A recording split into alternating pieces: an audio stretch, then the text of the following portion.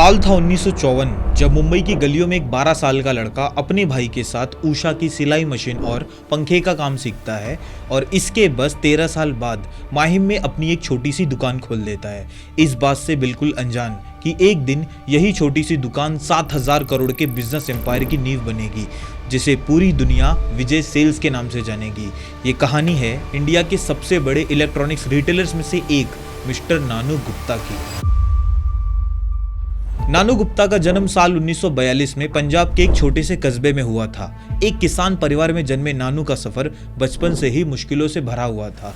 इसीलिए साल 1954 में सिर्फ 12 साल की उम्र में नानू अपने परिवार के साथ नए सपने और नई उम्मीदों को लेकर मुंबई आए। और मुंबई की भीड़ भाड़ और तेज रफ्तार वाली जिंदगी में नानू और उनके छोटे भाई विजय ने एक साथ मिलकर सिलाई मशीन और पंखे का काम सीखा। जहां उषा जैसे पॉपुलर ब्रांड्स के साथ मिलकर उन्होंने एक डिस्ट्रीब्यूटर के रूप में बहुत सालों तक काम किया, जिससे उन्होंने बिजनेस और मार्केटिंग की बुनियादी स्किल्स को काफी करीब से समझा।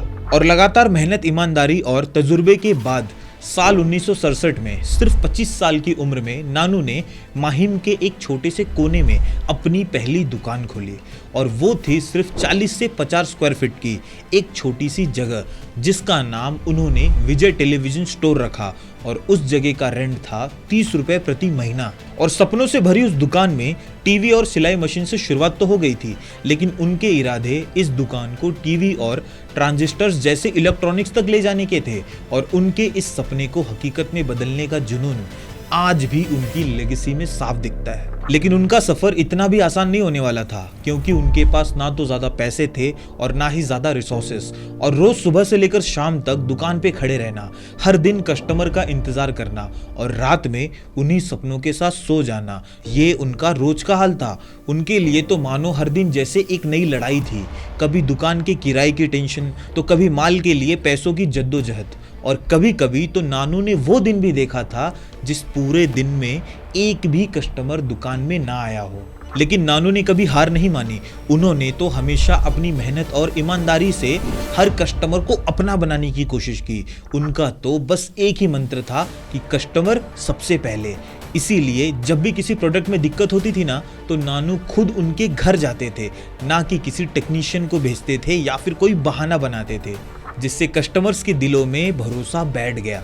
और इसी पर्सनल टच ने नानू को धीरे धीरे एक छोटे व्यापारी से मुंबई के इलेक्ट्रॉनिक्स बाजार का एक बड़ा नाम बना दिया। और कई बार ऐसा होता था कि जब भी कोई कस्टमर टीवी लेने आता हो या फिर उसके पास कभी कभी पैसे कम पड़ जाते थे, तब नानू उसकी प्रॉब्लम्स को समझ के एक बेहतर सॉल्यूशन निकालते थे।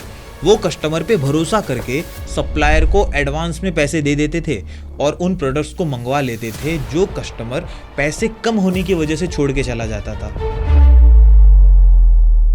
और रिस्क लेने की हिम्मत ही नानू की सबसे बड़ी ताकत बनी। उन्होंने कभी भी नए प्रोडक्ट्स लाने और नए ब्रांड्स के साथ टाई अप करने में देरी नहीं की, क्योंकि जब 1972 में मार्केट में ब्लैक एंड व्हाइट टीवी आया था, तब उस वक्त टीवी को एक लग्जरी आइटम के रूप में देखा गया। तब उस वक्त दूसरे दुकानदार ये सोच रहे थे कि इतना महंगा माल कौन खरीदेगा। तब नानू ही वो पहले इंसान थे जिन्होंने उन टीवीज को अपने दुकान पे डिस्प्ले किया, क्योंकि नानू को पता था कि जमाना तेजी से बदल रहा है और नई ट्रेंड्स को अपनाने से वो अपने कॉम्पिटिटर से आगे रहेंगे। और इसी माइंडसेट के साथ उन्होंने 1975 में माहिम में शॉप खरीदी थी और 1976 में अपनी कंपनी को रजिस्टर करवाया था। और धंधे को चलाने का उनका ये नजरिया तब और भी ज्यादा साफ हो गया जब 1982 में इंडिया में कलर टीवी का क्रेज शुरू हो गया।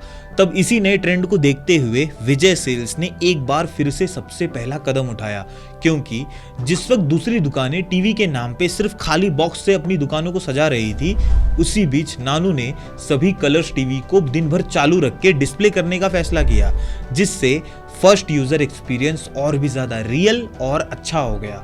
इसीलिए आज हम जिन टीवीज को दुकानों में चालू देखते हैं ना, वो आज से करीब 50 साल पहले किसी रेवोल्यूशन से कम नहीं था। और जैसे जैसे उनका बिजनेस बढ़ता गया, उन्होंने अपनी दुकानों का साइज और उनके लोकेशंस को भी बढ़ाया।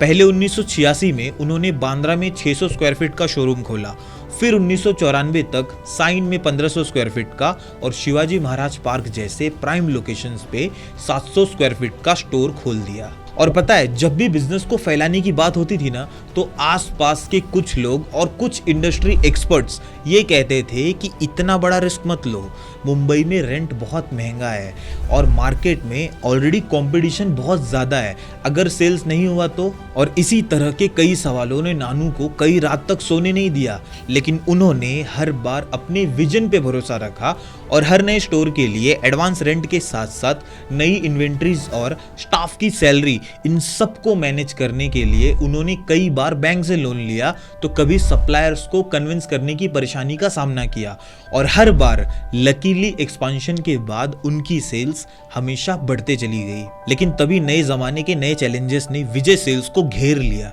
अब हुआ ये था कि साल 2000 के आखिरी दिनों में क्रोमा, रिलायंस डिजिटल और फ्यूचर ग्रुप, जिसमें बिग बाजार और फैब जैसे ब्रांड्स आते थे, ये सब रिटेल चेन के मार्केट में बहुत तेजी से उतर गए, और वो भी बड़े बड़े शोरूम और बहुत बड़े मार्केटिंग बजट के साथ। और उस वक्त लोगों को ये लगा कि शायद अब विजय सेल जैसा लोकल ब्रांड अब टिक नहीं पाएगा, क्योंकि उस वक्त विजय सेल्स के कॉम्पिटिटर्स मार्केट को बहुत तेजी से कैप्चर कर रहे थे। और कुछ इंडस्ट्री एक्सपर्ट तो ये कह रहे थे कि अब फैमिली बिजनेस का ज़माना गया, और ये वही टाइम था जब नानू और उनके बेटे नीलेश गुप्ता पर काफ़ी प्रेशर था। फिर भी उस मुसीबत की घड़ी में नानू ने कभी हार नहीं मानी, बल्कि उन्होंने एक रिस्की स्ट्रैटेजी अपनाई। तब उन्होंने माल डायरेक्टली मैन्युफैक्चरर से क्रेडिट पे लिया और उसे कस्टमर को बेचने के बाद उस माल का पेमेंट किया, जिससे मिडलमैन का कमीशन बचा और वो अपने कॉम्पिटिटर्स के मुकाबले और भी ज़्यादा डिस्काउंटेड प्राइस में माल को बेच पाए। उनका फॉर्मूला काफ़ी सिंपल था कि हमें अपने बिजनेस का स्लो और कंसिस्टेंट एक्सपांशन करते रहना है, जिसकी वजह से साल 2006 के आते आते उन्होंने ऑल ओवर मुंबई में 8 से 10 नए स्टोर को खोल दिया और उनकी सेल्स रिकॉर्ड्स तोड़ते चली गई। और 2008 तक उन्होंने मुंबई के बाहर यानी कि पुणे, अहमदाबाद, सूरत और दिल्ली जैसे शहरों में अपने बिजनेस का एक्सपांशन किया, जिसके बाद उन्होंने टीवी, फ्रिज और वॉशिंग मशीन जैसे नए प्रोडक्ट्स की लाइन को शुरू कर दिया। और 2008 के खत्म होने से पहले उनका टर्नओवर 500 करोड़ तक जा पहुंचा। तो जहां एक तरफ विजय सेल्स अपनी पीक पे परफॉर्म कर रहा था, वहीं दूसरी तरफ एक और नया तूफान नानू गुप्ता का इंतजार कर रहा था, क्योंकि साल 2007 के बाद इंडिया में फ्लिपकार्ट आ चुका था और 2013 तक तो अमेज़न भी आ चुका था। और इन ऑनलाइन प्लेटफॉर्म्स ने आते आते मार्केट में हैवी डिस्काउंटिंग शुरू कर दी, जिससे उनकी सेल्स में काफ़ी गिरावट आई। तब उनके सामने एक और नया सवाल आ गया कि क्या हमें भी अपने बिजनेस को ऑनलाइन शिफ्ट कर देना चाहिए या फिर हमें अपने ट्रेडिशनल मॉडल्स पे ही टिके रहना चाहिए। जिसके बाद नीलेश गुप्ता ने डिजिटल और ओमनी चैनल स्ट्रेटजी पे काम शुरू कर दिया, जिसमें उन्होंने सबसे पहले तो अपनी वेबसाइट को लॉन्च किया और अपने बिजनेस में ऑनलाइन और डिजिटल मार्केटिंग को इंटीग्रेट किया, जिससे उन्हें कई फायदे हुए, जैसे कि अब पहले के मुकाबले ज़्यादा ऑर्डर्स ऑनलाइन आने लगे, उनके स्टाफ को डिजिटली सेल्स करने की ट्रेनिंग देना अब पॉसिबल हो पाया और फास्ट डिलीवरी से कंज्यूमर एक्सपीरियंस भी इम्प्रूव हुआ। और इन सब के बाद जब पेंडेमिक आया, तब उनके सारे स्टोर्स बंद हो गए, उनका रेवेन्यू जीरो हो गया, इन्हें अपने आगे के एक्सपांशन प्लान्स को रोकना पड़ा और ये सब नानू के लिए अब तक का सबसे बड़ा झटका था। लेकिन जब लॉकडाउन हटा, तब विजय सेल्स ने और भी तेज दौड़ लगाई, क्योंकि पैंडेमिक के बाद उन्होंने डिजिटल और फिजिकल इन दोनों मॉडल्स पे अपना फोकस बढ़ा दिया और आज कंपनी 155 से ज़्यादा स्टोर्स को चला रही है और 2025 के खत्म होने से पहले इनका टारगेट 200 स्टोर्स तक पहुंचने का है, जिसमें अगर हम बात करें FY23 में विजय सेल्स ने 7100 करोड़ का टर्नओवर टच कर दिया था। और इस तरीके से विजय सेल्स ने बस 60 स्क्वायर फीट के एक छोटे से दुकान से हजारों करोड़ के बिजनेस के एम्पायर को बनाया।